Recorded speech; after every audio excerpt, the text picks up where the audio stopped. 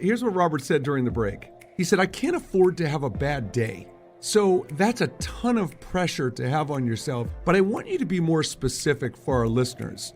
Let's just say, for example, I've got something going on in my personal life, being self-aware of that and realizing that when I walk through the door and go to work, I've got to leave that outside. I can't let it affect my energy. But I think there's something that extends to that, and that is the authenticity that goes with that. Because you can put on a brave face, but people read through that. So how do you do that authentically when in the back of your mind you're saying, this sucks? A mentor of mine, he took me aside and he's like, even when it's challenging, sometimes you just have to fake it till you make it. He says, work through it, fake through it. He says, before you know it, and it doesn't take long. Before you know it, you're really not faking. But I think if genuinely that's where you want to be and that's who you want to be, and you want to be positive and you want to elevate people around you, before you know it, you're really not being fake. It just becomes part of you. That's interesting how your answer evolved. To some extent, a lot of people at some point in their life fake it till they make it. The thing that's interesting about it is,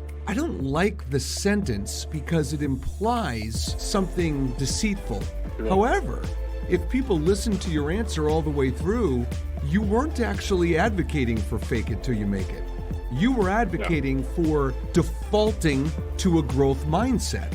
If you are a growth mindset person, I don't want you to say, you failed and here's what I learned from it. If you're a growth mindset person, I want you to say, here's what I just learned. You don't have to add the failure piece because a growth mindset is inherently you're learning from mistakes. So when you're trying to authentically portray positivity, even in the darkest or most difficult times to do that, if your default reaction internally is to look for the positive, see things glass half full, it is authentically who you are, as you just said, you don't need to fake it till you make it.